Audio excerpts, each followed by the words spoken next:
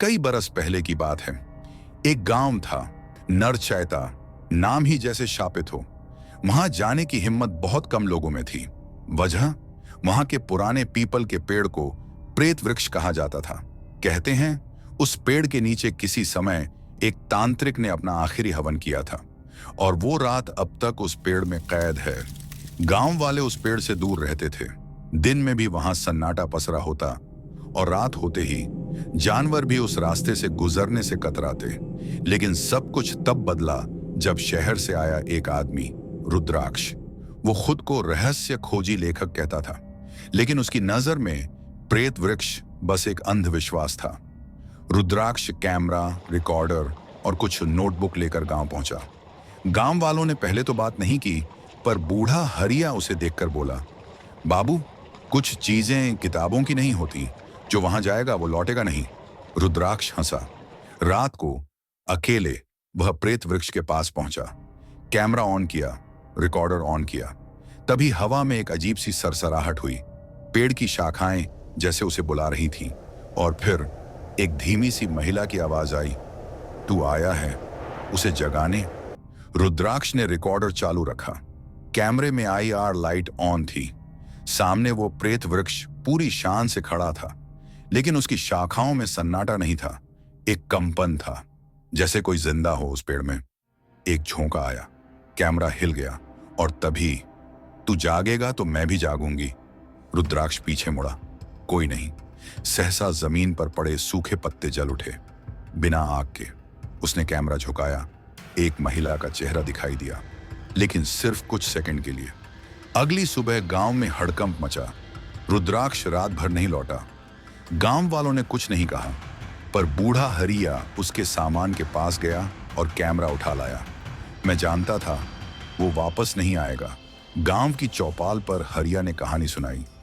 आज से 40 साल पहले उस पेड़ के नीचे एक तांत्रिक, बलशेष, ने अपनी पत्नी की बलि दी थी। वह अमृतत्व चाहता था, लेकिन बलि अधूरी रह गई और उसकी आत्मा उसी वृक्ष में कैद हो गई। वह हर सौंपे गए प्राण को अपना बनाता है और जो उसे जगाता है उसकी आत्मा ले लेता है। रात को अचानक गांव में शोर मच गया। रुद्राक्ष लौट आया था, लेकिन कुछ बदला बदला था। उसकी आंखें पूरी तरह काली थीं, उसका शरीर कांप रहा था और वो बार बार सिर्फ एक ही वाक्य कह रहा था, मुझे नीचे मत छोड़ो, मुझे नीचे मत छोड़ो। उसे गांव के स्कूल में बंद कर दिया गया, लेकिन अगली सुबह कमरा खाली था। दीवारों पर लिखा था, मैं बलशेष हूं, अब कोई नहीं बचेगा। गांव वाले डर से भागने लगे। हरिया समझ गया, बलशेष वापस आ गया है और इस बार वह अधूरा नहीं बल्कि पूर्ण तांत्रिक है। गांव के मंदिर में 5 लोग इकट्ठा हुए, पुराना पुजारी, हरिया और 3 नवयुवक। उन्होंने फैसला किया कि प्रेत वृक्ष को अग्नि देकर तंत्र को तोड़ा जाए। मगर जिस रात वे लोग पेड़ के पास पहुंचे, पेड़ की जड़ें जमीन से बाहर निकल आईं, जैसे सांप हों।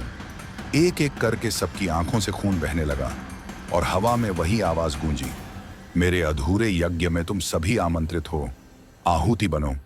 हरिया घायल होकर मंदिर की ओर भागा। उसने वही पुराना मंत्र पढ़ा जो तांत्रिक के गुरु ने 50 साल पहले पेड़ पर बांधा था। एक लाठी, एक दीपक और अपनी जान की बांजी लगाकर वो मंत्र दोहराता रहा, एयुएम कालातीताय बलशेषाय शांतिम दत्तम नमः। चारों ओर आग लग गई, वृक्ष दहाड़ने लगा और अचानक एक काली परछाई पेड़ से निकलकर हरिया के शरीर में समा गई। एक आखिरी चीख और फिर सन्नाटा।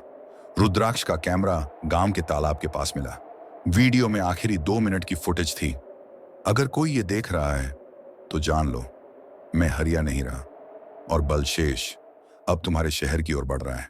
स्क्रीन पर धुंध, फिर अंधेरा और वीडियो बंद हो गया। इसलिए अगर कभी किसी पुराने पीपल के पेड़ से मंत्रोच्चार की आवाज आए तो पलटना मत, क्योंकि वहां अब हरिया नहीं बलशेष खड़ा है।